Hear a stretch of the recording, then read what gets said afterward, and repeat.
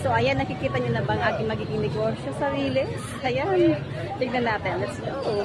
Diba? Go. Ayan. Muna tayo dito sa Riles. Napakarami ko dito ang magiging kliyente pa.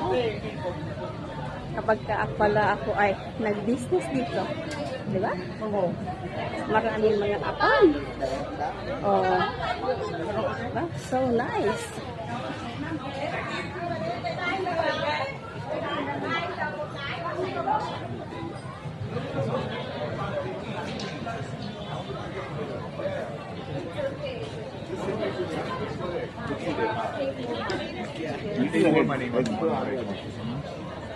Diba?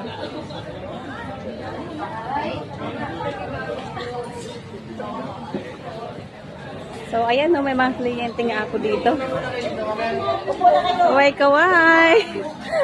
So, may bago na akong business. Ayan, nag-aantay pa kami hanggang dito sa dulo.